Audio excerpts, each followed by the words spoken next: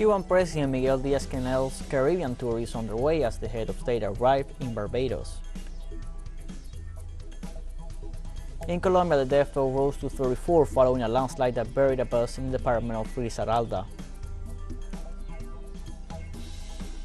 Indonesia advocates for the creation of new trade organizations similar to the Organization of Oil Exporting Countries.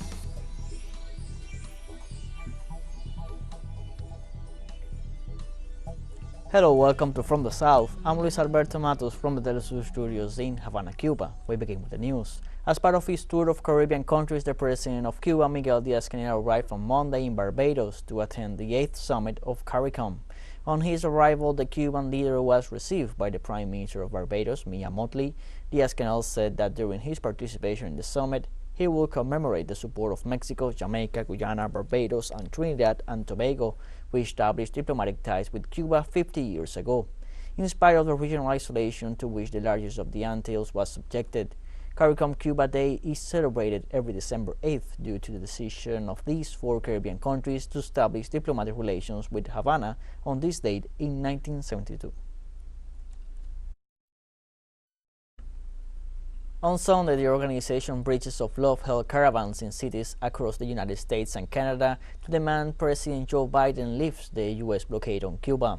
For more than 2 years, this group has organized caravans to call attention on the cruelty the U.S. blockade on Cuba represents. After singing the Cuban national anthem, caravan participants toured their vehicles along downtown Miami avenues. Bridges of Love coordinator Carlos Lasso said that no one will be able to stop what he called a train of love. Activist Roberto Gis said caravan participants want peace and love between the peoples of Cuba and the United States.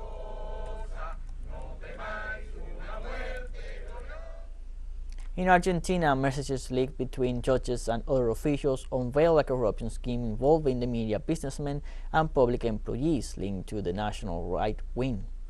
Local media reported a meeting between federal judges, two executives of Grupo Clarín, a Buenos Aires minister, the chief prosecutor of the city of Buenos Aires, and a businessman with a past in the Federal Intelligence Agency. The officials involved arrived in a private flight to the city of Bariloche and shared a luxury stay at the country house of the mogul Joe Louis. The participants in the meeting used their influence to silence the media coverage of the event. Local sources pointed out that these and other similar gatherings have been used to coordinate judicial proceedings for political purposes and to receive payments of different kinds.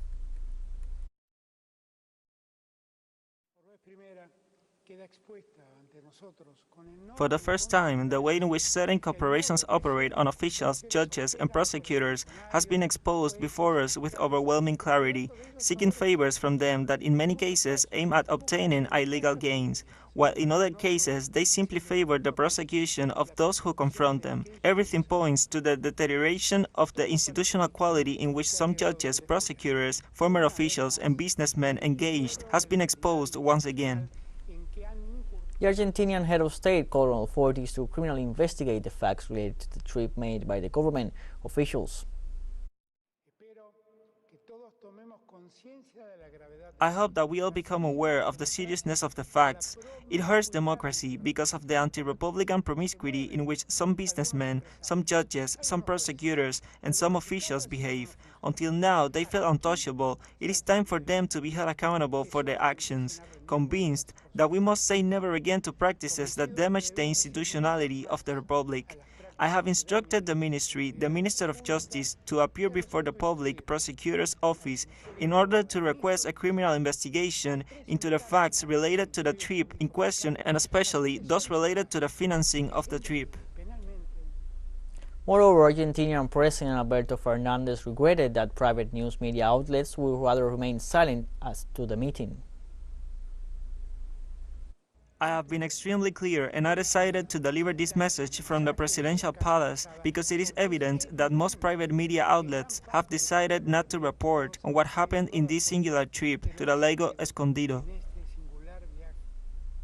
Regarding the meeting of the officials at Lake Escondido, the president of Argentina, Alberto Fernandez, held a press conference at the Casa Rosada.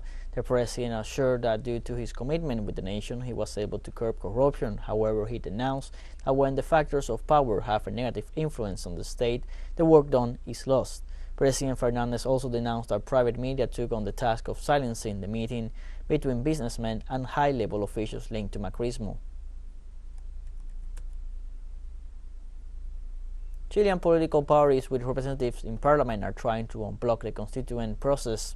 After consulting their bases, the parties resumed dialogue on Monday to try to define who will be in charge of drafting a new constitution to replace the current one, which has been enforced since the dictatorship of Augusto Pinochet.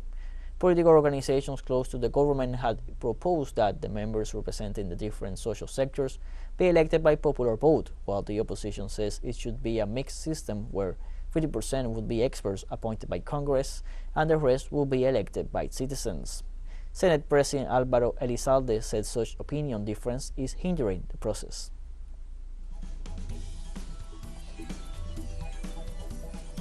Let's take a short break, but first remember you can follow us on TikTok at the account at teleSUR English, in which you'll be able to see news in different formats, news updates, and much more. All the stories coming up, stay with us.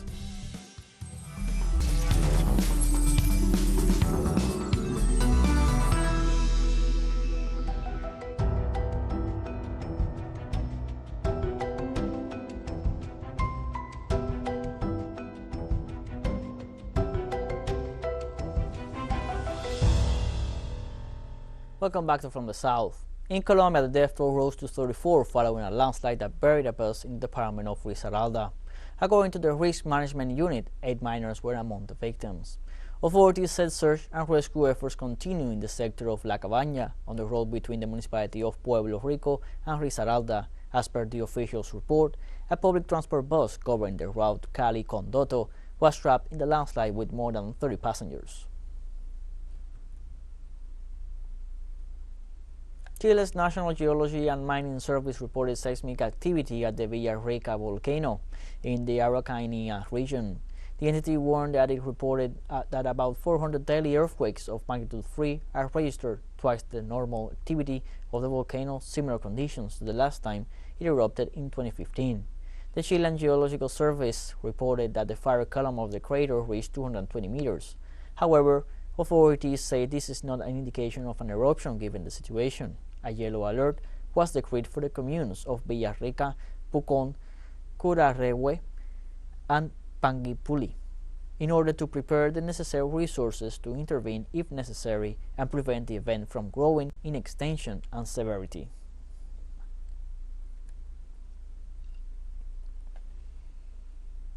Russia believes seals found on Caspian Sea coast died from lack of oxygen.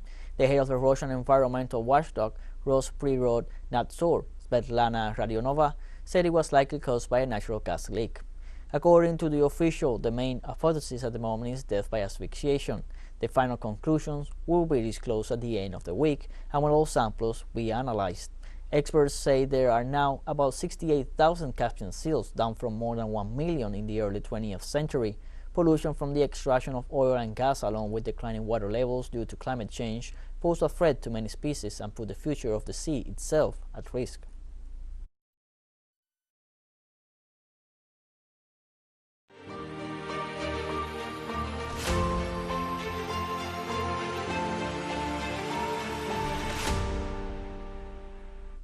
Russia's foreign ministry said that Western countries are not keeping their promises on allowing Russian fertilizers access to international markets.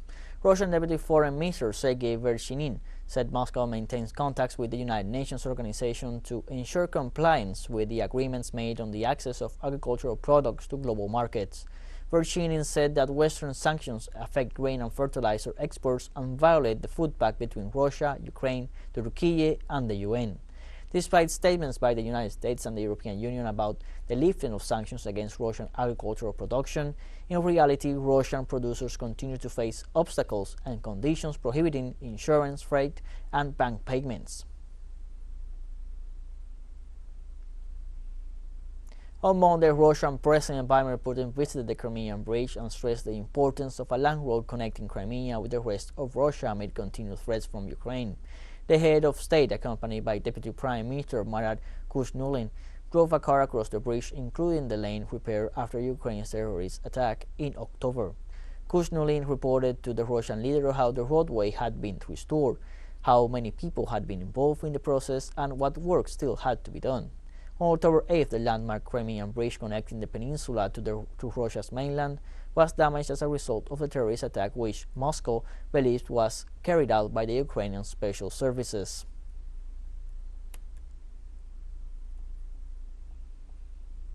The Russian Defense Ministry announced that early Monday morning, Ukraine tried to carry out attacks by means of drones against the airfields of Yerkivelo in the Ryazan region and Engel in Saratov region, which housed strategic bombers.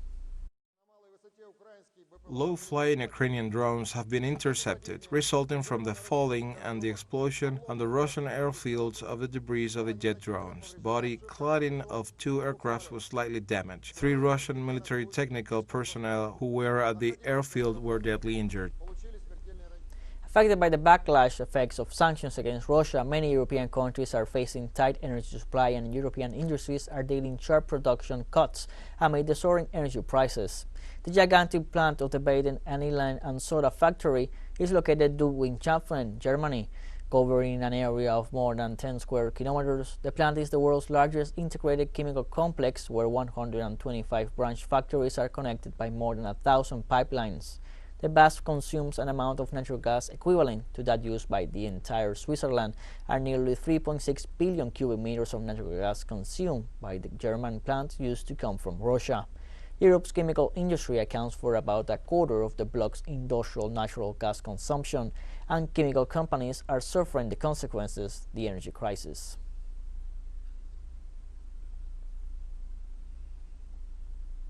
Indonesia is advocating for the creation of a new trade organization similar to the Organization of All Exporting Countries. Deputy Chairman of Indonesia's People's Representative Council, Muhaimin Iskandar, said his country should start as quickly as possible the creation of a new trade alliance that would regulate coal and nickel production. Iskandar said the new alliance would help maintain the stability of commodity prices and ensure the independence of member countries in determining export volumes. He said the idea was prompted by the recent decision of the World Trade Organization to force Indonesia to remove its restrictions on nickel exports in force since 2020.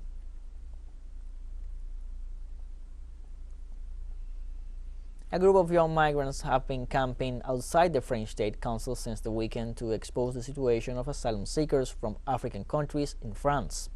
According to the Organization for the Defense of Migrants, Utopia 56, most of these young people have been surviving under bridges in the outskirts of Paris for the past 6 months. They are waiting for French government to be treated as unaccompanied minors. The organization also denounced, as a result of winter's cold temperatures and a lack of food, many of these youngsters have stopped eating and communicating, which has affected them psychologically. They say that these youngsters require urgent health care and accommodation. More news coming up after a final short break, so don't go away.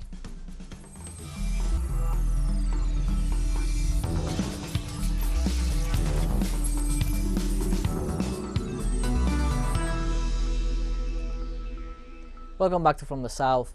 Thousands braved freezing temperatures in Mongolia's capital on Monday to protest alleged corruption in the country's coal industry and soaring inflation. Protesters, many of them young people, rallied in Ulaanbaatar in minus 21 degrees Celsius, demanding accountability for corrupt officials and calling for the country's parliament to be dismissed. Police urged the protesters to disperse by 9 p.m. local time as the demonstration turned tense. Public outrage has been stoked by claims that a so-called coal faction of lawmakers with ties to the industry has stolen billions of dollars worth of the sedimentary rock. In mid-November, Mongolia's anti-corruption authorities announced that over 30 officials, including the CEO of the state-owned coal mining company, were under investigation for embezzlement. In Sierra Leone, fuel shortages hindered transport services, forcing drivers to resort to the black market. Long queues continue at the country's main gas stations due to high gasoline prices and fuel shortages. Likewise, citizens who provide cab services and drive motorcycles or tricycles are forced to resort to the black market, where fuel costs 50% more than in conventional gas stations, leading them to increase their fares. In this regard, Sierra Leone faces high inflation and a declining economy.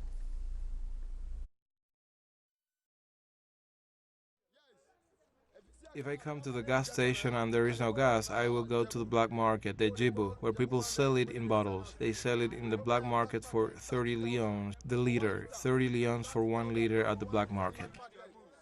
When we came, we were expecting to buy gas at 21 leons. If I want to buy 5 liters, it will cost me 105 leons. I will ride with his for the rest of the day, so I have to maintain the bike. I have to pay my bus 80 leons. I buy fuel at 105 leons. I have to eat and I have to maintain the bike, change the oil, so I have to do all those things. So if we have this fuel crisis, it affects us, and now we cannot buy directly from the gas station. We buy at the black market for 30 leons. In South Africa, on Monday, the main leaders of the ruling African National Congress Party began discussions on the fate of President Cyril Ramaphosa on the eve of a parliamentary vote that could lead to his impeachment. Parallel to the meeting, supporters and opponents of Ramaphosa gathered outside the venue of the meeting of the National Executive Committee of the political party. Local media say that the president is accused of violating several anti-corruption laws following a special panel's report on an alleged cover-up of a cash robbery of several $million at his farm. On Sunday, Ramaphosa's lawyers said that his client will challenge the report before the country's constitutional court. According to South African law, if President Ramaphosa is found guilty, he could be removed from office.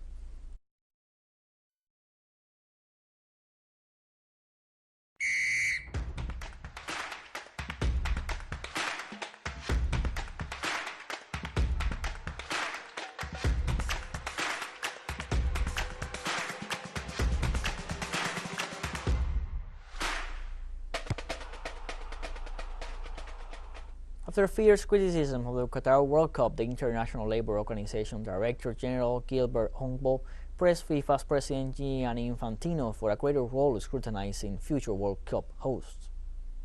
All the discussions we have had so far led me to believe that FIFA is more than determined to ensure that in future World Cups or in future awards, the question of social issues, the question of respect for labor standards will be critical in decision-making. On Monday, the first match of the day of the round of 16 of the FIFA World Cup Qatar 2022 saw Japan against Croatia. The current runner-up suffered but advanced to the quarterfinals, beating in the penalty shootout. On the third day of the round of 16, the first extra time of the tournament was played.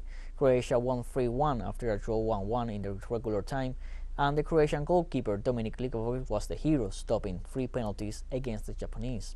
Also, he became the first goalkeeper that stopped the 2 first penalties in an elimination game in the history of the World Cup. This way, Croatia played their 9th extra time match in a tournament such as Euro Cup or World Cup since 2008.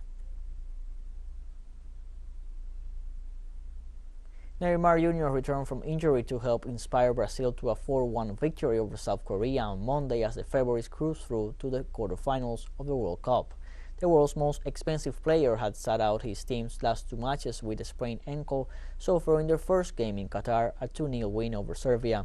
Vinicius Jr. opened the scoring inside 7 minutes before Neymar added another from the penalty spot to move to 76 goals for his country, leaving him just 1 away from equaling Pele's all-time record tally.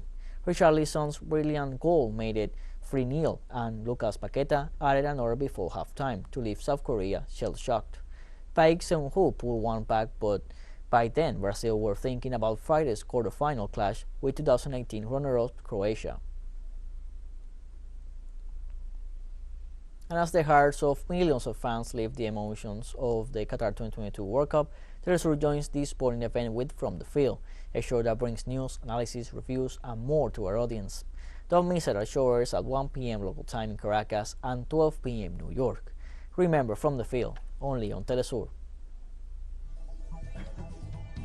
We have come to the end of this news brief, and you can find these and many other stories on our website telesurenglish.net. You can also join us on social media, Facebook, Twitter, Instagram, Telegram, and TikTok.